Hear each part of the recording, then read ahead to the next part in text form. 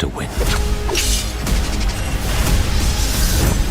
Welcome back to your nerdy show. I'm your host, Spoiler Master. In this video, we'll take you through every twist and turn of this thrilling dark fantasy series, diving into the complex characters, shocking betrayals, and epic battles that defined the first season. Welcome back from hell.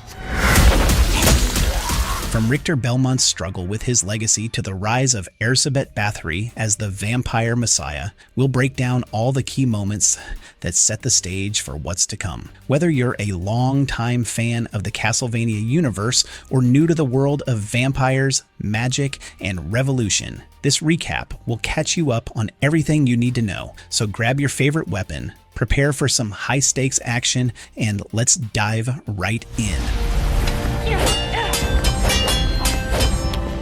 Rise of Richter Belmont. In 1783, Richter Belmont, a young boy living in Boston, witnesses a horrific event that would shape the rest of his life. His mother, Julia, is brutally murdered by the powerful Aztec vampire, Ulrox. The vampire spares Richter's life, and he flees to France, where he is raised by speaker magician Tera Renard and her daughter, Maria. In 1792, during the French Revolution, Maria leads the charge against the aristocratic bourgeoisie, many of whom are vampires. Meanwhile, Richter continues his family's legacy of vampire hunting, but struggles with his inability to harness the magic of his Belle Nadies bloodline. The two, along with their allies, learn of an ominous vampire messiah. They report their findings to the church's Abbot Emmanuel, unaware that he is more than he appears. Along the way, they encounter night creatures, demonic beings created by a forge master. They're saved by Annette, a Caribbean sorceress, and Edward, a free mixed-race opera singer, who have visions warning them of a vampire messiah.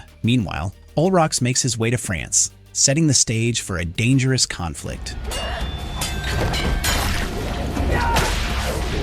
Rise of the Vampire Messiah. As the revolution heats up, tensions rise when Drolta Suentes arrives as an emissary for Erzsebet Báthory, the vampire messiah. Erzsebet's ultimate goal is to secure an alliance with Abbot Emmanuel, who is revealed to be a forge master. Fearing the revolution's power, Emmanuel decides to ally with the vampires in exchange for their protection. In a pivotal moment, Tera reveals her past. A failed attempt to save her younger sister from Erzsebet in Russia. This history of betrayal complicates their fight against the vampire forces. Richter, Annette, Edward, and Maria devise a plan to attack the vampire aristocrats during a grand gathering. However, their surprise attack is thwarted when Annette sees Vaublanc, the vampire who enslaved her and her mother, among the guests. The group is forced to retreat, but Edward is killed during the battle. His body is later used to create a new night creature, adding another tragic layer to the fight.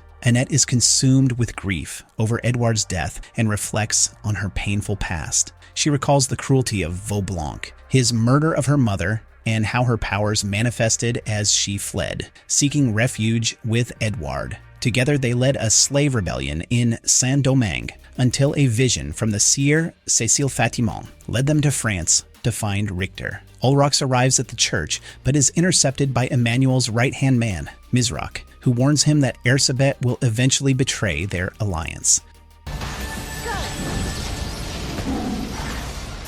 Night creatures unleashed Maria introduces Annette to other revolutionaries to rally their spirits, but the meeting is interrupted by night creatures, including Edward's transformed body. However, when Annette is put in danger, the creature, still harboring fragments of its human memories, turns on its fellow night creatures to protect her. The group manages to take it back to the church, hoping to unlock its humanity. In an effort to stop the vampire uprising, Richter and the others infiltrate the church's catacombs, guided by Tera's knowledge of the inner workings of the church. While Emmanuel meets with Drolta, Ulrox secretly observes their discussions. Emmanuel's machine, designed to create more night creatures, is intended to help Erzsebet in her conquest, but the group is unaware of the full extent of his plans.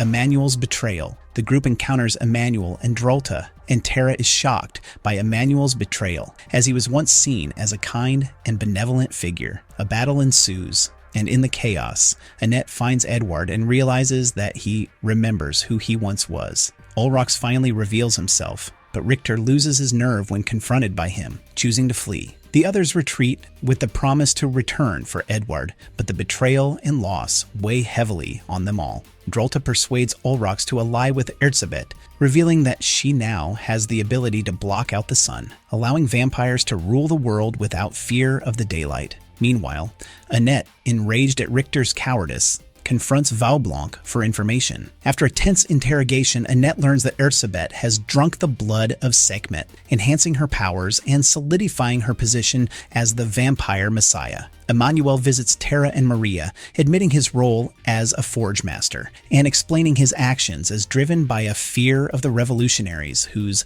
violent atheism he wishes to stop. During a heated exchange, Emmanuel reveals that he is Maria's father, shocking and enraging her. Richter, struggling with his failure, encounters an old man who reveals himself as Richter Belmont, Richter's grandfather, opening the door for new guidance in his fight against the vampires. Is it? I'm so bored of empty Tera.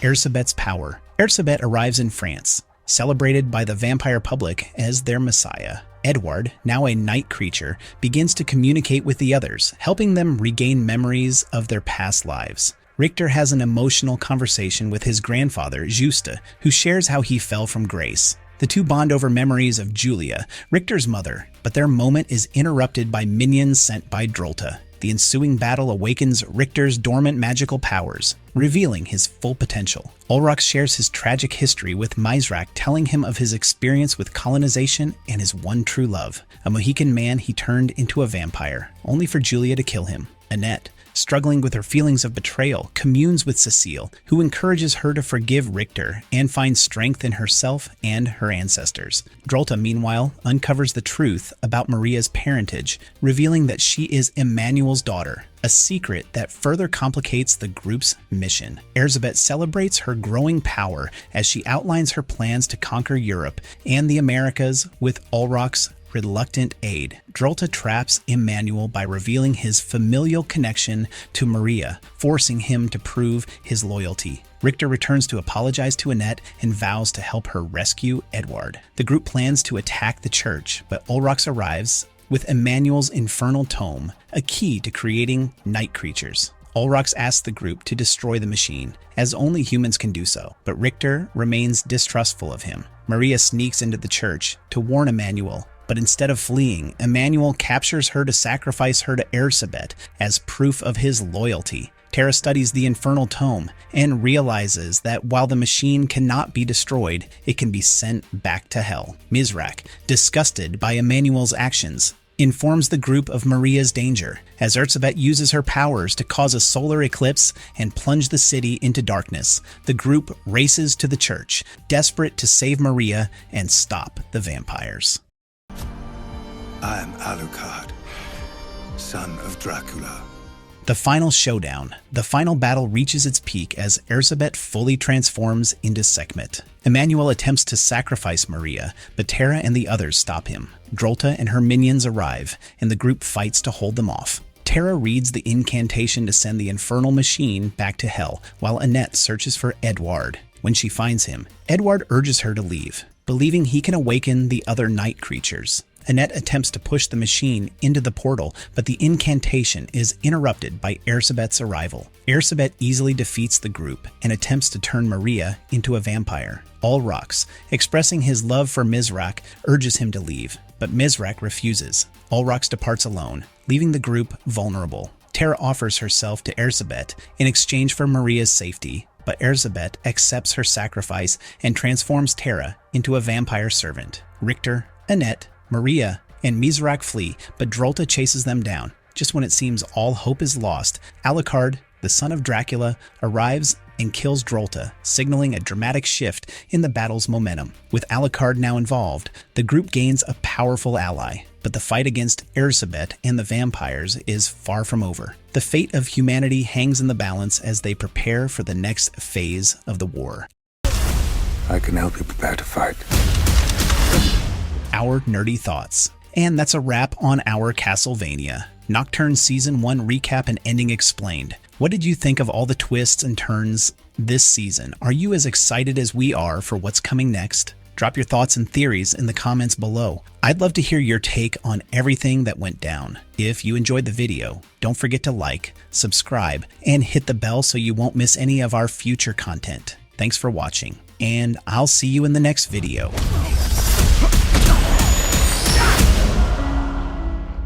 No, what the heck, I'll laugh anyway.